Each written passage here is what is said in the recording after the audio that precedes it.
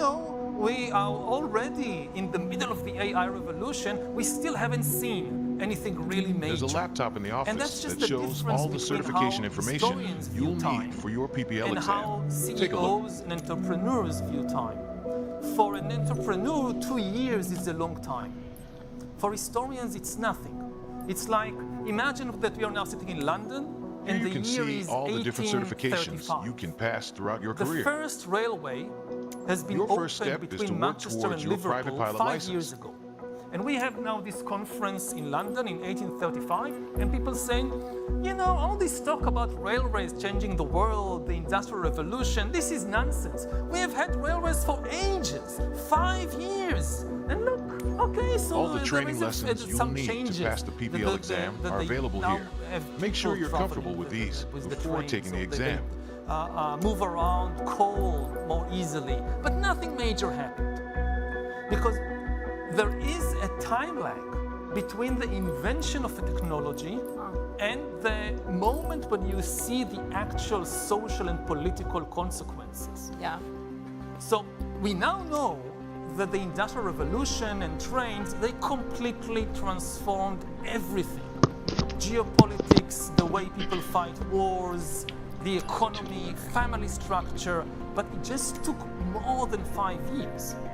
The same is likely to happen with AI.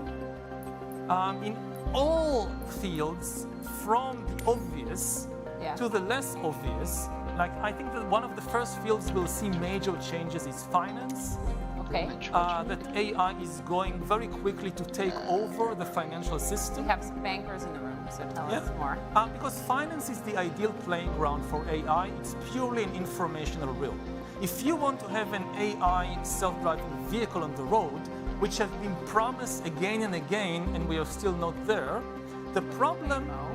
Waymo. Yeah, but you go around London, you don't see these tens of thousands of self-driving vehicles yet. I just passed my first driving lesson. Congratulations. Okay, and you still need to learn how to drive. Okay.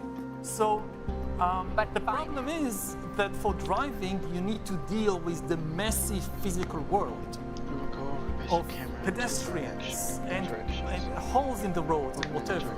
But in finance, it's only information in, information out. It's much easier for an AI to master that. And what happens to finance once AIs, for instance, start inventing new financial devices that the human brain is simply incapable of dealing with because it's mathematically too complex? We are going to see AI changing even things like religion. How? At least religions which are based on texts, like Judaism, Islam, Christianity, they give ultimate authority to the text, not to any human being. Now, until today, humans were nevertheless the main authority in these religions because the texts could not speak. The Bible could not interpret itself. The Bible could not answer your questions, so you needed a human being as an intermediary. What happens when you have an AI text that can speak for itself? No Jewish rabbi can know all the texts of Judaism because there are too many of them. For the first time in history, there is something on the planet that is able to remember every single word in every writing of every rabbi in the last 2,000 years and talk back to it and explain and defend its views. So I have friends who are now working on building religious AIs that are meant to either augment or replace human religious leaders, especially in text-based religions. If the religion is not based on texts, it doesn't give authority to a text, it's a different story. Okay, but I go, and we're going to questions next. I'm going to come first to Mattia Moore if you want to raise your hand, and we'll get you a microphone. But I go and talk to my pastor at our church when I am going through a difficult time. I am never going to talk to ChatGPT like that. But it's an individual choice. So you think some will? I know that already millions of people do it. I mean, I know people who go for now AIs to get psychological counseling. Yes. That AI is their best friend, like teenagers. Something happened in school, they consult with, they tell the AI what happened to Sedona. and ask for advice about relationships. And I'll be your instructor. So let me get back to, and then for this the questions lesson, next. we're going to start on the ground and focus on some basic concepts. This is really important. Fundamentals every pilot needs to know before hitting the skies. This is your plane, a classic, the Cessna 172. And take a look around it. 6 years ago, I interviewed in the simulator, anytime you want, you can easily switch to cursor mode. We need many now more try to find and open the camera panel in the toolbar. And I remember asking him about AI. It was people were talking about it a lot then, and he essentially told me, and I'm paraphrasing here, that if AI proves to be, quote, in his words, very disruptive to too many American jobs, he essentially said they would be open to slowing it down. Okay. I'm talking about this, not just Google, just writ large, these companies right now. If we are headed for what you're talking about, a potential useless class, many, interestingly, white-collar jobs. So the camera panel allows you to access the various views and camera modes of the simulation. Jobs, which is a whole issue in and of Go itself. ahead and close all the panels for now. What do we do to make sure we as a society right now, we are in the external view mode. Survive, but let's switch to cockpit view next. I want to emphasize that AI has enormous positive potential as well as dangerous potential. And in front of you is the yoke, the primary means of controlling the aircraft. Determinism. In the simulation, you will be controlling the aircraft with your peripherals of choice. Kinds of so let's hide the yoke for now. In the 20th century, that you used exactly the same technology to build communist totalitarian regimes and liberal democracies. That's right. It's the same with AI. We have a lot of choices about what to do with it, if, again, provided we remember that for the first time we are dealing with agents and not tools. So it makes it much more complicated. But we do have still most of the agency is in as we've seen hands. When you want to look around you, and the question it's easy to rotate the camera. Technology, and but you can also move it freely in a cockpit to get a better view of anything you want to see. We can make a lot even through a window to look outside. We have agency in how we move forward. We don't have a choice that it has come.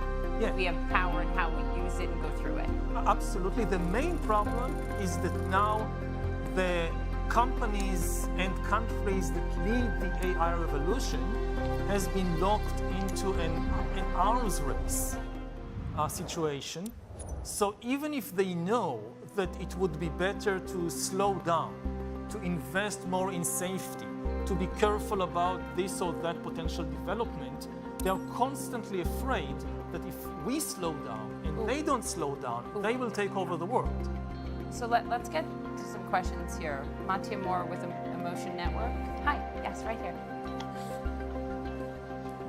Hi, so congratulations, because I mean your books are really eye-opening, and so you gave really a lot of answers through your books and also today.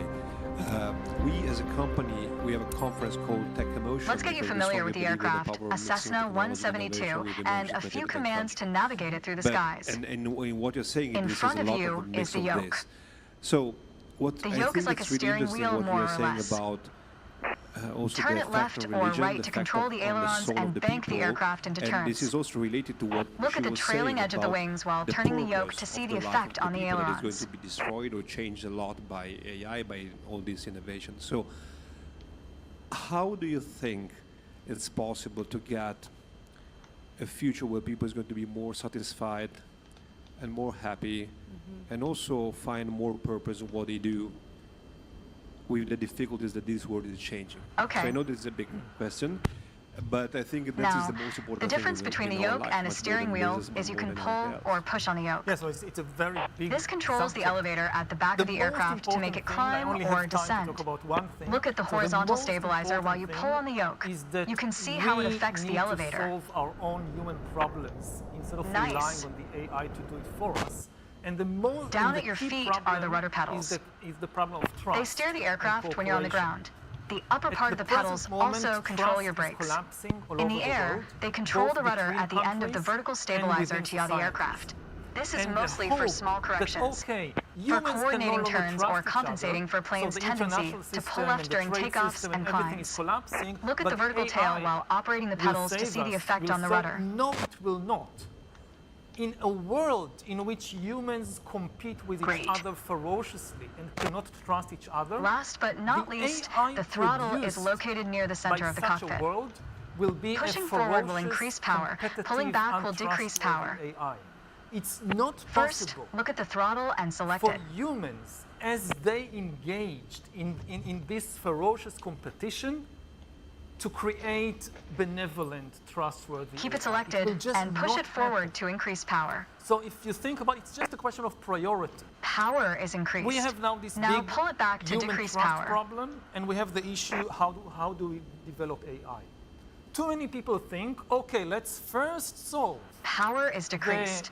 Now we'll do the same without focusing on it. And then Deselect the throttle. solve the human trust problem. Look It away will from the not throttle work. and We need increase to get our power. priorities the other way. First solve the Set your human throttle trust to idle. problem, then together we can create benevolent AI. Excellent. Of course, this is not what is happening right now. When the engine is on, you'll be able to see the power change on your RPM indicator. You will find it on your Thanks very much, PFD Yuval. screen in the Quick top question left from me. corner. So, in human history, there's been organizing principles, and you write about that so much This in your tells you books. how fast the engine And is there's been, spinning in some in senses, hundreds of at least revolutions per minute. geographically monolithic organizing principles, like religion and the Next, church. take a look at your current is one speed of on the those. airspeed indicator. But when we talk about It's on the AI, left on your we're not PFD talking screen. about something that is monolithic. Right? There is no the AI. This is really effectively going to be multiple plethoras of AIs manifesting themselves. Absolutely. And in that context, when you describe AI replacing religion in some sense, I think It the measures the question speed is, in knots. when you have no single organizing To check your principle, there is no altitude, look to AI the that altimeter. gets developed with any kind It's of on the right intent, on your whether that PFD intent is screen. benevolent or otherwise. And there's all of these competing Not all AIs aircraft that have are integrated effectively screens with all this evolving information. now. A lot of them What does that rely on mean? analog instruments. That's a very, very important point. You can I mean, find the analog AI versions will of the not be airspeed one indicator big AI. and the We are altimeter just talking above the about throttle. potentially millions or billions They are respectively of on the new left AI and agents right. with different characteristics, again, produced by different companies, different countries. The analog altimeter everywhere. has three hands In the similar to a military, clock. in the financial system, The in the long, religious system. thick pointer So you'll indicates have a 100-foot lot intervals. of The religious short, thick AIs one is 1,000-foot competing with intervals, each other. and the long, Which thin AI one counts will be 10,000-foot the intervals. authoritative That's AI all for rabbi today. Next for time, we'll which see how currents it of feels in the Judaism. air. And the same in Islam, and the same in Hinduism and Buddhism and so forth. So you will have competition there. And in the financial system. And we just have no idea what the outcome will be. We have thousands of years of experience with human societies. What happens when millions of humans compete for economic power, for religious authority? It's very complex, but we at least have some experience in how these things develop. We have zero experience in what happens in AI societies when millions of AIs compete with each other. We just don't know. Now, this is not something you can simulate in the AI lands. If OpenAI, for instance, wants to check the safety or the potential outcome of its latest AI model, it cannot To help demonstrate simulate pitch, history I've in drawn the 3 laboratory. lines on the windshield. It can check Notice for how all the middle kinds line of matches the horizon while we're flying level? But This is the cannot cruise tell attitude. in advance what happens when you have The millions lower of dotted copies line is the climb of attitude, these and the AIs upper one is the descent in attitude. the big world outside. Let's dig deeper into what that developing means. in unanticipated ways. Pull back gently on the interacting yoke with until the each climb other attitude and with line billions matches the of human horizon. beings. Then So maintain it's that In attitude. a way, it's the biggest social experiment in human history.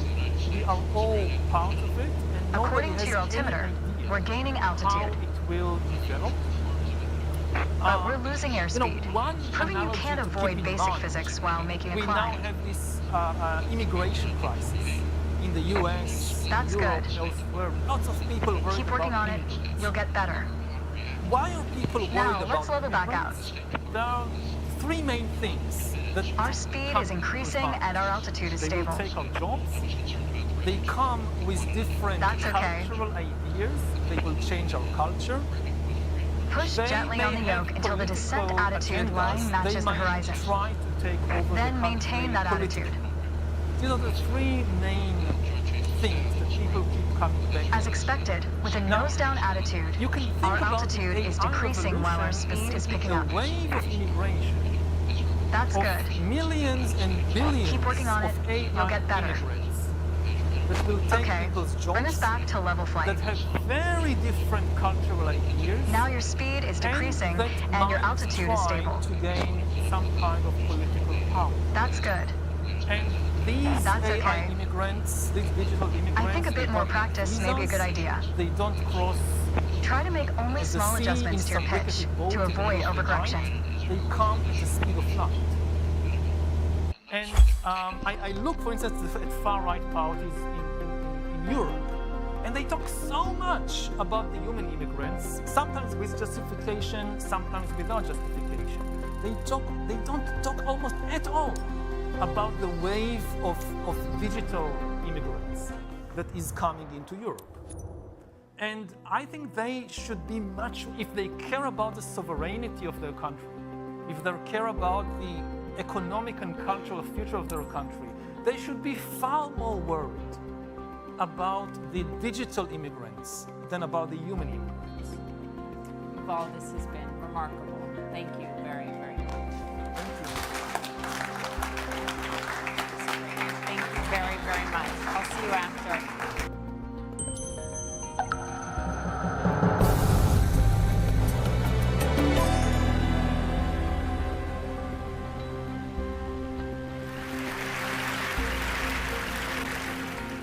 70,000 years ago, our ancestors were insignificant animals. We're going to use a The line most drawn on the important windshield to thing indicate the to cruise know attitude. about prehistoric humans is that they were I've also added unimportant. another dotted line Their to help you bank impact on the properly for world left turns. was not much greater than that of jellyfish, Gently move the yoke or to the left fireflies, until the or dotted line woodpeckers. matches up with the horizon. Today, in Then maintain contrast, that bank. we control this planet. And the question is, how did we come from there to here? How did we turn ourselves from insignificant apes minding their own business in a corner of Africa into the rulers of planet Earth? Usually, we look Keep for the working on it. difference You'll get better. between us and all the other animals on Watch the your altitude. individual It level. wasn't constant during the We turn. want to believe, I want to Now, believe, that let's there see is you level back something special about me, about my That's body, good. about my brain, that makes me Remember to so maintain superior altitude to a while leveling dog off. or a pig or a chimpanzee. But the truth is For the next that step, on the turning to the individual right. level, Let's see how I'm you do on your own embarrassingly without any similar markings. to a chimpanzee. And if You you can see a take me series of and a notches chimpanzee representing 10-degree and put us increments on the together attitude on indicator some card of lonely your island PFD. and we had to struggle for a general survival rule, to see you who always want to survives keep your turns better, under 30 I would degrees. definitely place my bets on the chimpanzee, not on myself. Start banking right And this is until you're not lined up something with the wrong second with notch me to the right on the personally. attitude indicator. I guess if they took Then almost maintain any that one of you 20-degree bank and placed while you remaining alone at with the a same chimpanzee altitude on some until I island, ask you the to stop. chimpanzee would do much better. You put your The plane real in a dangerous difference situation. between humans and For the all next other step. animals is not on the individual level, it's on the collective level. Humans control the planet because they are the only animals that can cooperate both flexibly and in very large numbers. Now, there are other animals, like the social insects, the bees, the ants, that can cooperate in large numbers, but they don't do so flexibly. Their cooperation is very rigid. There is basically just one way in which a beehive can function. And if there is a new opportunity or a new danger, the bees cannot reinvent their social system overnight. They cannot, for example, execute the queen and establish a republic of bees or a communist dictatorship of worker bees. Other animals, like the social mammals, the wolves, the elephants, the dolphins, the chimpanzees, they can cooperate much more flexibly, but they do so only in small numbers, because cooperation among chimpanzees is based on intimate knowledge, one of the other. if I'm a chimpanzee and you're a chimpanzee and I want to cooperate with you, I need to know you personally. What kind of chimpanzee are you? Are you a nice chimpanzee? Are you an evil chimpanzee? Are you trustworthy? If I don't know you, how can I cooperate with you? The only animal that can combine the two abilities together and cooperate both flexibly and still do so in very large numbers is us, Homo sapiens. 1 versus 1, or even 10 versus 10, chimpanzees might be better than us. But if you pit 1,000 humans against 1,000 chimpanzees, the humans will win easily for the simple reason that 1,000 chimpanzees cannot cooperate at all. And if you now try to cram 100,000 chimpanzees into Oxford Street, or into Wembley Stadium, or Tiananmen Square, or the Vatican, you will get chaos, complete chaos. Just imagine Wembley Stadium with 100,000 chimpanzees. Complete madness. In contrast, humans normally gather there in tens of thousands, and what we get is not chaos, usually. What we get is extremely sophisticated and effective networks of cooperation. All the huge achievements of humankind throughout history, whether it's building the pyramids or flying to the moon, have been based not on individual abilities, but on this ability to cooperate flexibly in large numbers. Think even about this very talk that I'm giving now. I'm standing here in front of an audience of about 300 or 400 people. Most of you are complete strangers to me. Similarly, I don't really know the people or the people who have organized the war on this event. I don't know the pilot and the crew members of the plane that brought me over here yesterday to London.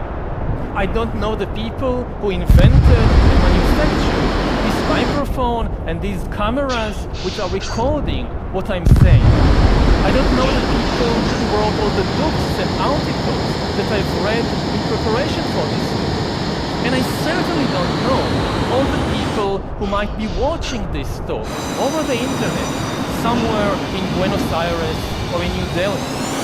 Nevertheless, even though we don't know each other, we can work together to create this global exchange of ideas. This is something chimpanzees cannot do. They communicate, of course, but you will never catch a chimpanzee traveling to some distant chimpanzee band to give them a talk about bananas or about elephants or anything else that might interest chimpanzees. Now, cooperation is, of course, not always nice. All the horrible things humans have been doing throughout history, and we have been doing some very horrible things, all those things are also based on large-scale cooperation. Prisons are a system of cooperation, slaughterhouses are a system of cooperation, concentration camps are a system of cooperation. Chimpanzees don't have slaughterhouses and prisons and concentration camps.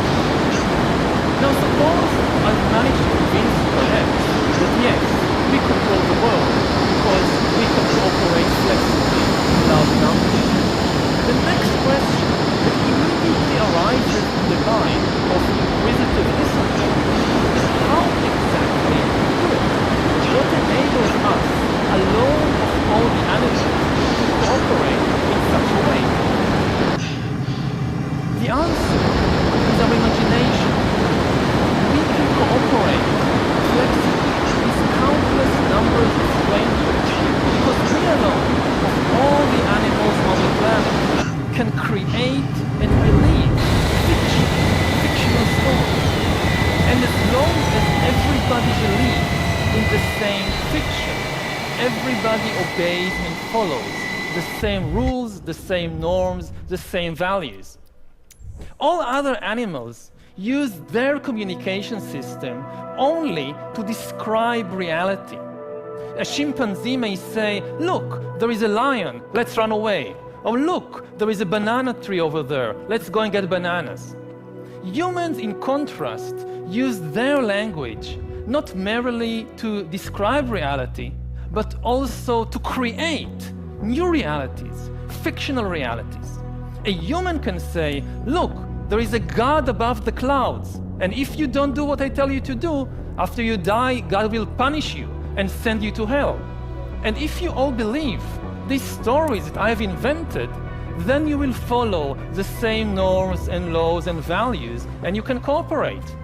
This is something only humans can do. You can never convince a chimpanzee to give you a banana by promising him that after you die, you'll go to chimpanzee heaven, and you'll receive lots and lots of bananas for your good deeds. So now give me this banana.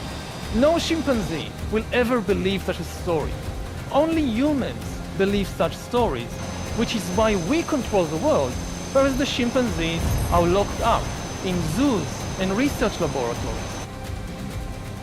Now you may find it acceptable that yes, in the religious field, humans cooperate by believing in the same fictions. Millions of people come together to build a cathedral or a mosque or fight on a crusade or in a jihad because they all believe in the same stories about God and heaven and hell.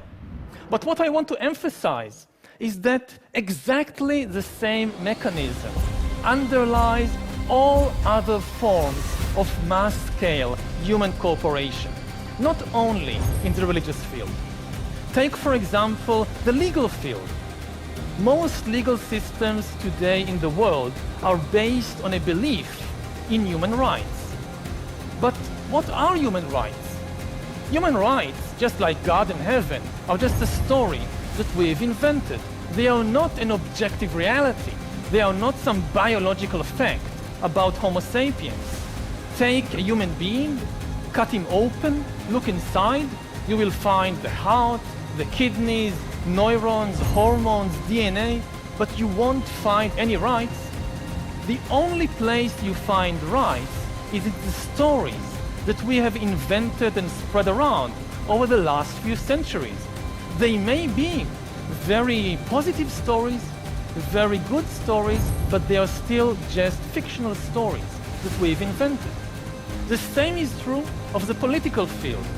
The most important factors in modern politics are states and nations. But what are states and nations? They are not an objective reality. A mountain is an objective reality. You can see it, you can touch it, you can even smell it. But a nation or a state like Israel or Iran or France or Germany, this is just a story that we've invented and became extremely attached to. The same is true of the economic field. The most important actors today in the global economy are companies and corporations. Many of you perhaps work for a corporation like Google or Toyota or McDonald's. What exactly are these things? They are what lawyers call legal fictions. They are stories invented and maintained by the powerful wizards we call lawyers. And what do corporations do all day? Mostly, they try to make money. Yet what is money? Again, money is not an objective reality. It has no objective value. Take this green piece of paper, the dollar bill, look at it. It has no value. You cannot eat it, you cannot drink it, you cannot wear it. But then come along these master storytellers, the big bankers, the finance ministers, the prime ministers, and they tell us a very convincing story. Look, you see this green piece of paper? It is actually worth 10 bananas. And if I believe it, and you believe it, and everybody believes it, it actually works. I can take this worthless piece of paper, go to the supermarket, give it to a complete stranger whom I've never met before, and get in exchange real bananas, which I can actually eat. This is something amazing. You can never do it with chimpanzees. Chimpanzees trade, of course. Yes, you give me a coconut, I'll give you a banana. That can work. But you give me a worthless piece of paper? And you expect me to give you a banana? No way. What do you think I am, a human? Money, in fact, is the most successful story ever invented and told by humans because it is the only story everybody believes. Not everybody believes in God. Not everybody believes in human rights. Not everybody believes in nationalism, but everybody believes in money and in the dollar bill. Take even Osama bin Laden. He hated American politics and American religion and American culture, but he had no objection to American dollars. He was quite fond of them, actually. To conclude then, we humans control the world because we live in a dual reality. All other animals live in an objective reality. Their reality consists of objective entities like rivers and trees and lions and elephants.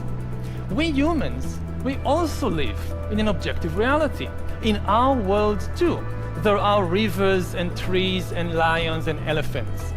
But over the centuries, we have constructed on top of this objective reality a second layer of fictional reality, a reality made of fictional entities like nations, like gods, like money, like corporations.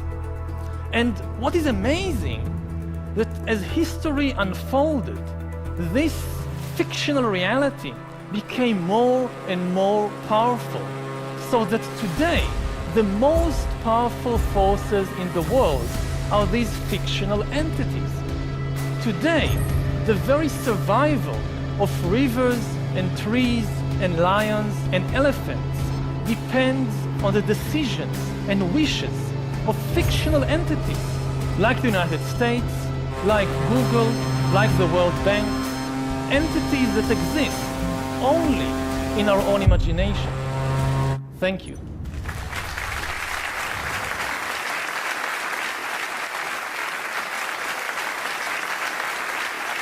Thank you. Wow. Yuval, you have a new book out. After Sapiens, you wrote another one, and it's out in Hebrew, but not yet translated into I'm working on the English. Translation. Okay, in the book, if I understand it correctly, you argue that actually the amazing breakthrough that we are experiencing right now, not only in enlightenment, but they will create an new classes, new class struggles, just as the Industrial Revolution. Yes, in the Industrial Revolution, we saw the creation of a new class of the urban proletariat, and much of the political and social history of the last 200 years involved what to do with this class and the new problems and opportunities. Now, we see the creation of a new massive class of useless people.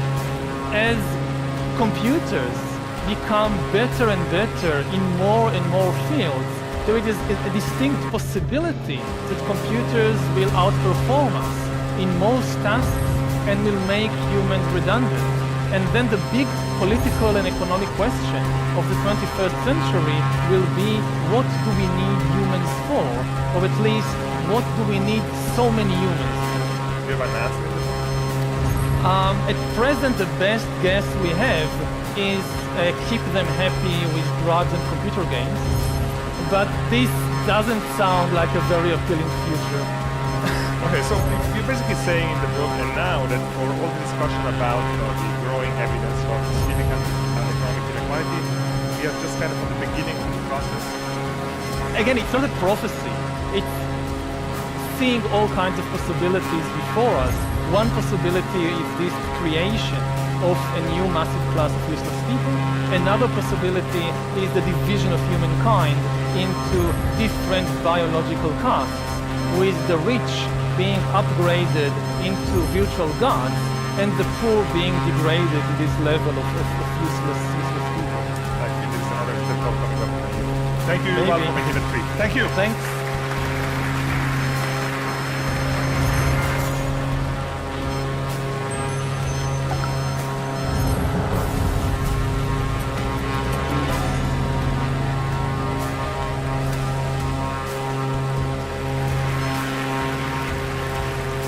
I love a great mystery, and I'm fascinated by the greatest unsolved mystery in science.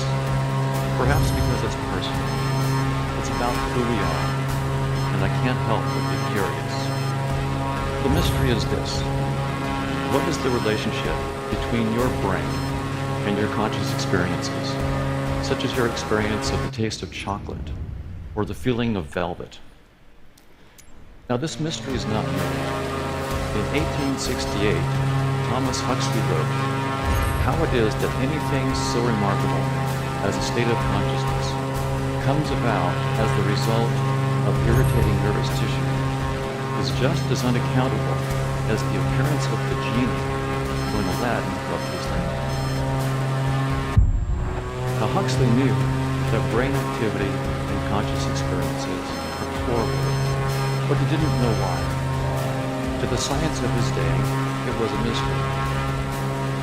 In the years since Huxley, science has learned a lot about brain activity, but the relationship between brain activity and conscious experiences is still a mystery. Why? Why have we made so little progress? Well, some experts think that we can't solve this problem because we lack the necessary concepts and intelligence.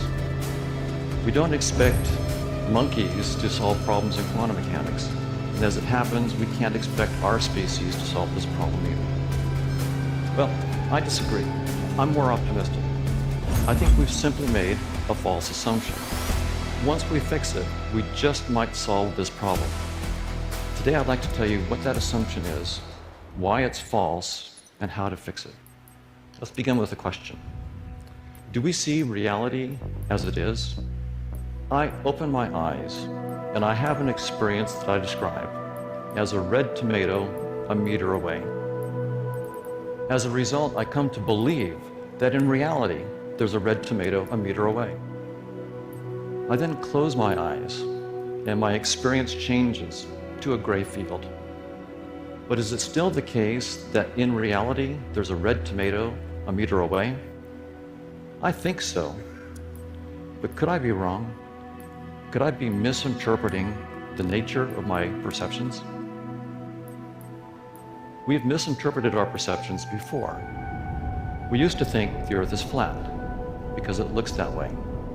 Pythagoras discovered that we were wrong. Then we thought that the Earth is the unmoving center of the universe, again because it looks that way. Copernicus and Galileo discovered, again, that we were wrong. Galileo then wondered if we might be misinterpreting our experiences in other ways.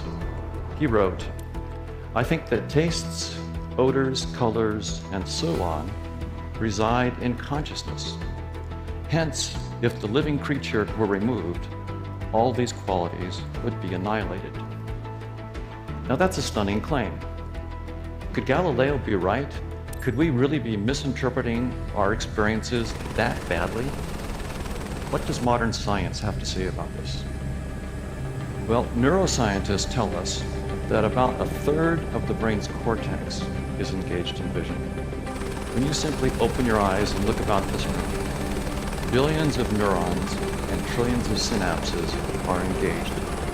Now this is a bit surprising because to the extent that we think about vision at all, we think of it as like a camera. It just takes a picture of objective reality as it is. Now, there is a part of vision that's like a camera. The eye has a lens that focuses an image on the back of the eye where there are 130 million photoreceptors. So the eye is like a 130 megapixel camera. But that doesn't explain the billions of neurons and trillions of synapses that are engaged in vision. What are these neurons up to? Well, neuroscientists tell us that they're creating in real time all the shapes, objects, colors, and motions that we see. It feels like we're just taking a snapshot of this room the way it is, but in fact we're constructing everything that we see. We don't construct the whole world at once, we construct what we need in the moment. Now, there are many demonstrations that are quite compelling that we construct what we see. I'll just show you two. In this example, you see some red discs with bits cut out of it. But if I just rotate the discs a little bit, suddenly you see a 3D cube pop out of the screen. Now the screen, of course, is flat, so the three-dimensional cube that you're experiencing must be your construction. In this next example, you see glowing blue bars with pretty sharp edges moving across a field of dots. In fact, no dots move. All I'm doing from frame to frame is changing the colors of dots from blue to black or black to blue. But when I do this quickly, your visual system creates the glowing blue bars with the sharp edges and the motion. There are many more examples, but these are just two that you construct what you see. But neuroscientists go further. They say that we reconstruct reality. So when I have an experience that I describe as a red tomato, that experience is actually an accurate reconstruction of the properties of a real red tomato that would exist even if I weren't looking.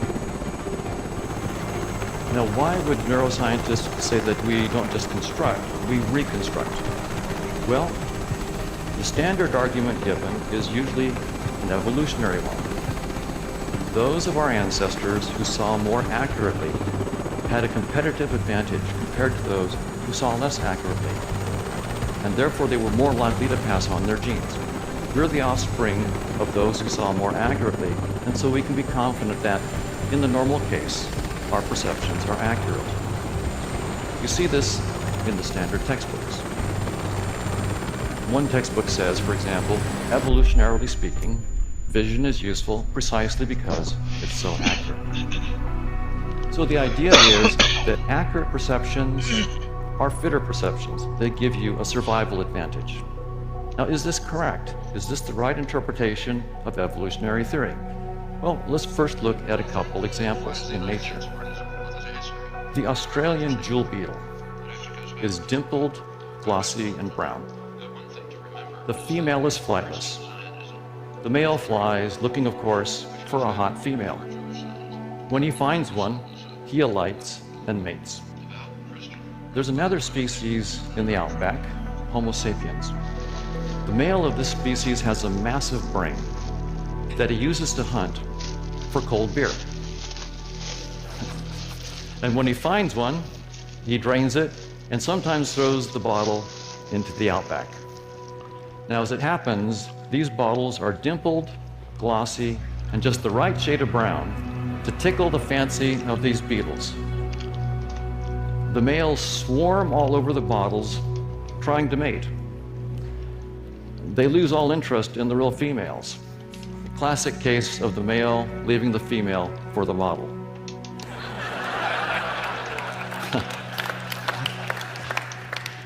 The species almost went extinct. Australia had to change its bottles to save its beetles. Now, the males had successfully found females for thousands, perhaps millions of years. It looked like they saw reality as it is, but apparently not. Evolution had given them a hack. A female is anything dimpled, glossy, and brown. The bigger the better. Even when crawling all over the bottle, the male couldn't discover his mistake. Now you might say, beetles, sure. They're very simple creatures, but surely not mammals. Mammals don't rely on tricks. Well, I won't dwell on this, but you get the idea. So this raises an important technical question. Does natural selection really favor seeing reality as it is? Fortunately, we don't have to wave our hands and guess. Evolution is a mathematically precise theory. We can use the equations of evolution to check this out.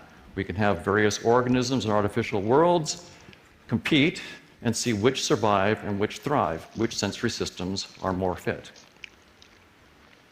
A key notion in those equations is fitness. Consider this steak. What does this steak do for the fitness of an animal? Well, for a hungry lion looking to eat, it enhances fitness. For a well-fed lion looking to mate, it doesn't enhance fitness.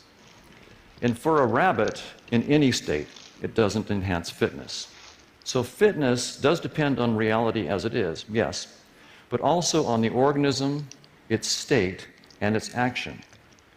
Fitness is not the same thing as reality as it is, and it's fitness and not reality as it is that figures centrally in the equations of evolution.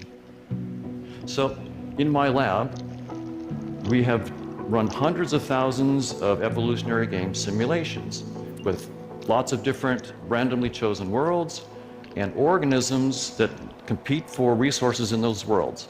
Some of the organisms see all of the reality, others see just part of the reality, and some see none of the reality, only fitness. Who wins? Well, I hate to break it to you, but perception of reality goes extinct. In almost every simulation, organisms that see none of reality but are just tuned to fitness drive to extinction all the organisms that perceive reality as it is. So the bottom line is evolution does not favor vertical or accurate perceptions. Those perceptions of reality go extinct. Now this is a bit stunning. How can it be that not seeing the world accurately gives us a survival advantage? That is a bit counterintuitive. But remember the jewel beetle. The jewel beetle survived for thousands, perhaps millions of years using simple tricks and hacks. What the equations of evolution are telling us is that all organisms, including us, are in the same boat as the jewel beetle. We do not see reality as it is. We're shaped with tricks and hacks that keep us alive. Still, we need some help with our intuitions. How can not perceiving reality as it is be useful? Well, fortunately, we have a very helpful metaphor, the desktop interface on your computer. Consider that blue icon for a TED Talk that you're writing. Now, the icon is blue and rectangular and in the lower right corner of the desktop. Does that mean that the text file itself in the computer is blue, rectangular, and in the lower right-hand corner of the computer? Of course not. Anyone who thought that misinterprets the purpose of the interface. It's not there to show you the reality of the computer. In fact, it's there to hide that reality. You don't want to know about the diodes and resistors and all the megabytes of software. If you had to deal with that, you could never write your text file or edit your photo. So the idea is that evolution has given us an interface that hides reality and guides adaptive behavior. Space and time, as you perceive them right now, are your desktop. Physical objects are simply icons in that desktop. There's an obvious objection. Hoffman, if you think that train coming down the track at 200 miles an hour is just an icon of your desktop, why don't you step in front of it? And after you're gone and your theory with you, we'll know that there's more to that train than just an icon. Well, I wouldn't step in front of that train for the same reason that I wouldn't carelessly drag that icon to the trash can. Not because I take the icon literally. The file is not literally blue or rectangular. But I do take it seriously. I could lose weeks of work. Similarly, evolution has shaped us with perceptual symbols that are designed to keep us alive. We better take them seriously. If you see a snake, don't pick it up. If you see a cliff, don't jump off. They're designed to keep us safe, and we should take them seriously. That does not mean that we should take them literally. That's illogical. Another objection. How is nothing really new here? Physicists have told us for a long time that the metal of that train looks solid, but really it's mostly empty space with microscopic particles. Nothing new here. No, not exactly. It's like saying, I know that that blue icon on the desktop is not the reality of the computer. If I put on my custom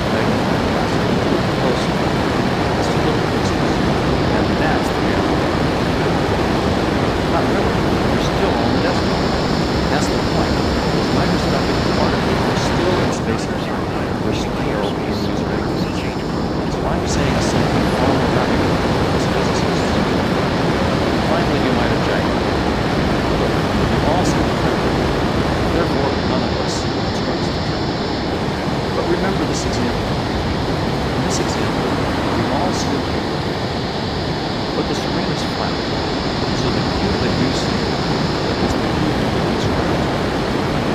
We all see a cube because each one of us constructs the cube that we see. The same is true of the train. We all see a train because we each see a train. And the same is true of all physical things. We're inclined to think that perception is like a window on reality that has books. The theory of evolution tells us that this is an incorrect interpretation of our perception. Instead, reality is more like a 3D desktop that's designed to hide the complexity of the real world and guide it. Space as you perceive it is your desktop, physical objects are just like it. We used to think that the Earth is flat. We discussed that. We thought that the Earth was the middle class of reality. We were wrong. We misinterpreted our perceptions. Now we believe that space-time and objects are the nature of reality as it is. The theory of evolution tells us that once again, we're wrong. We misinterpreted our perceptual experience. Something that exists, but it's not space-time and physical objects. So it's hard for us to let go of space-time and objects, as it is for the two. Why? Because we're blind to our own blindnesses. But we have an advantage over the jewel beater, our science and technology. By peering through the lens of the telescope, we discovered that the Earth is not the unmoving center of reality. By peering through the lens of the theory of evolution, we discover that space-time and objects are not the nature of reality. When I have a perceptual experience that I describe as I am interacting with reality. But that reality is not hereditary, and is nothing like hereditary. Similarly, when I have an experience that I describe as a life or a state, I'm interacting with reality. That reality is not life or a state. Here's the big point. When I have a perceptual experience that I describe as a brain or neurons, I am interacting with reality. That reality is not a brain or neurons, and it's nothing like a brain or neurons. That reality, whatever it is the real source of cause and effect. Not brains, not neurons. Brains and neurons have no causal powers, because none of our perceptual experiences are perfect. Brains and neurons are a species-specific set of symbols. What does this mean for the mystery of consciousness? Well, it opens up new possibilities. For instance, perhaps reality is some vast machine that causes our conscious experiences. I doubt this, but it's worth exploring. Perhaps reality is some vast interacting network of conscious agents, simple and complex, that cause each other's conscious experiences. Actually, this isn't as crazy an idea as it seems, and I'm currently exploring it. But here's the point. Once we let go of our massively false assumption about the nature of reality, it opens up new ways to think about life's greatest mystery. I bet that reality will end up turning out to be more fascinating and unexpected than we'd ever imagined. The theory of evolution presents us with the ultimate dare. Dare to recognize that perception is not about seeing truth. It's about evidence. By the way, even this TED is just in your head. Thank you very much.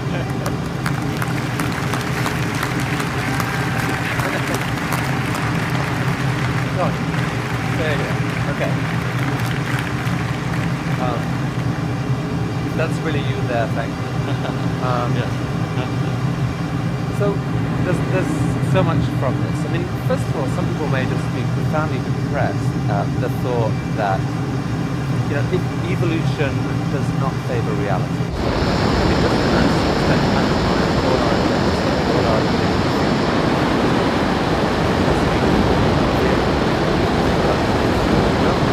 This does not stop us from successful science.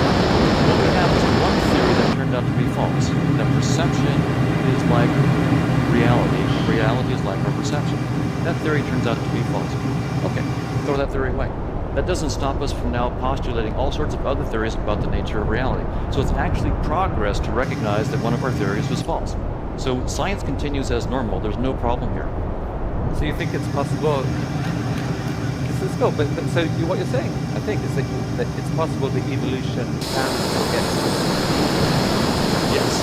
Now that's a very, very good point. The evolutionary game simulations that I showed you are specifically about perception, and they do show that our perceptions have been shaped not to show us reality as it is. But that does not mean the same thing about our logic or mathematics. And we haven't done these simulations, but my bet is that we'll find that there are some selection pressures for our logic and our mathematics to be at least in direction. We feel like math and logic is not easy, we don't get it all right, but at least the selection pressures are not uniformly away from true math and logic. So I think that we'll find that we can look at each cognitive factor one at a time and see what evolution does to them.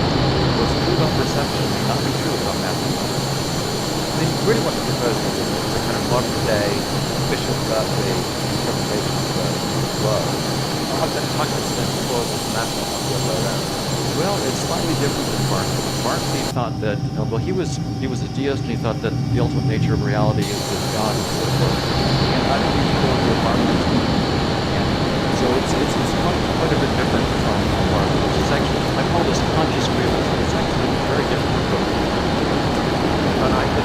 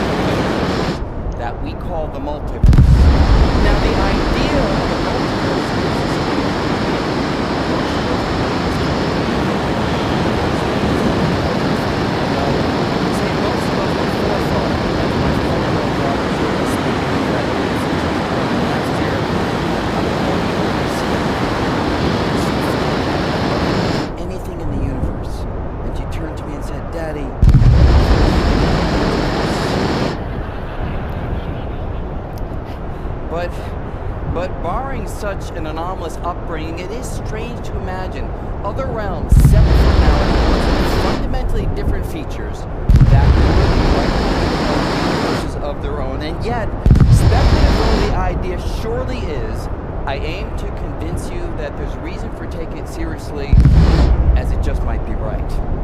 I'm going to tell the story of the multiverse in 3 parts. In part 1, I'm going to describe those Nobel Prize-winning results and highlight a profound mystery which those results revealed. In part 2, I'll offer a solution to that mystery. It's based on an approach called string theory, and that's where the idea of the multiverse comes from. Finally, in part 3, I'm going to describe a cosmological theory called inflation. Okay, part 1. Starts back in 1929, the greatest astronomer ever published, realized that distant galaxies were all rushing away from us, establishing that space itself is stretching its extent.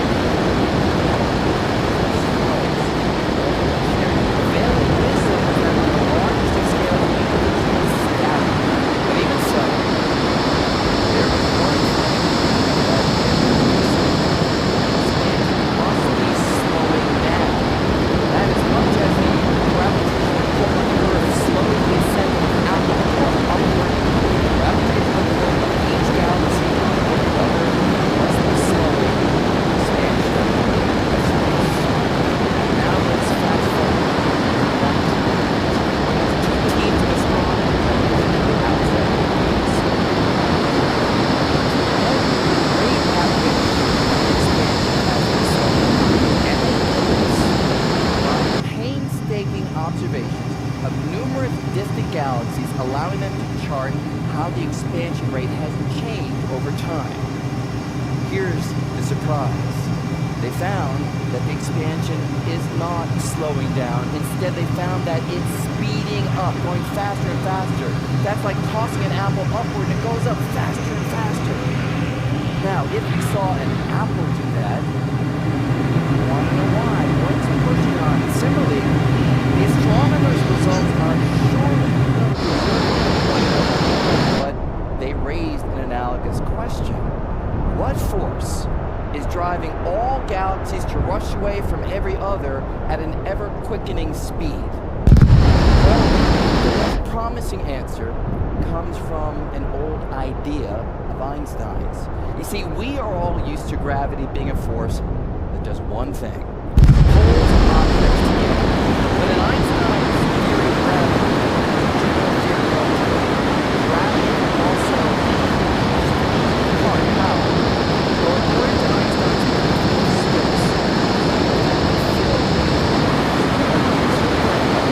uniform invisible mist, and the gravity generated by that mist would be repulsive gravity, which is just what we need to explain the observations, because the repulsive gravity of an invisible energy in space, we now call it dark energy, smoky white.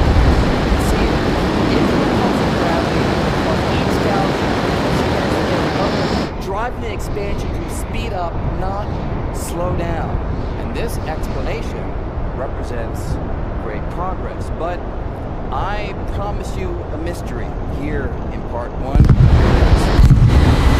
When the astronomers worked out how much of this dark energy must be infusing space to account for the cosmic speed up, look at what they found.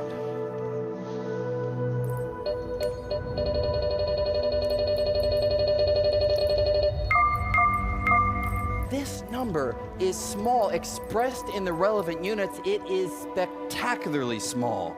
And the mystery is to explain this peculiar number. We want this number to emerge from the laws of physics, but so far no one has found a way to do that. Now, you might wonder, should you care? Maybe explaining this number is just a technical issue, a technical detail of interest to experts, but of no relevance to anybody else. Well, it surely is a technical detail, but some details really matter. Some details provide windows into uncharted realms of reality, and this peculiar number may be doing just that, as the only approach that so far made headway to explain it invokes the possibility of other universes, an idea that naturally emerges from string theory, which takes me to part two, string theory. So hold the mystery of the dark energy in the back of your mind as I now go on to tell you three key things about string theory. First off, what is it? Well, it's an approach to realize Einstein's dream of a unified theory of physics, a single overarching framework that would be able to describe all the forces at work in the universe. And the central idea of string theory is quite straightforward. It says that if you examine any piece of matter ever more finely, at first you'll find molecules, and then you'll find atoms and subatomic particles. But the theory says that if you could probe smaller, much smaller than we can with existing technology, you'd find something else inside these particles. A little tiny vibrating filament of energy, a little tiny vibrating string. And just like the strings on a violin, they can vibrate in different patterns, producing different musical notes. These little fundamental strings, when they vibrate in different patterns, they produce different kinds of particles. So electrons, quarks, neutrinos, photons, all other particles would be united into a single framework, as they would all arise from vibrating strings. It's a compelling picture, a kind of cosmic symphony, where all the richness that we see in the world around us emerges from the music that these little tiny strings can play. But there's a cost to this elegant unification, because years of research have shown that the math of string theory doesn't quite work. It has internal inconsistencies unless we allow for something wholly unfamiliar. extra dimensions of space.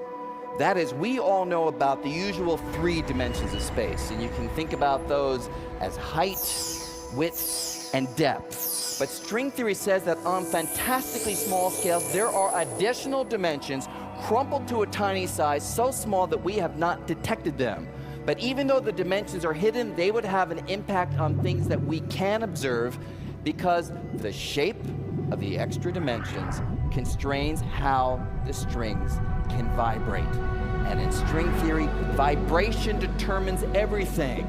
So particle masses, the strengths of forces, and most importantly, the amount of dark energy would be determined by the shape of the extra dimensions. So if we knew the shape of the extra dimensions, we should be able to calculate these features, calculate the amount of dark energy.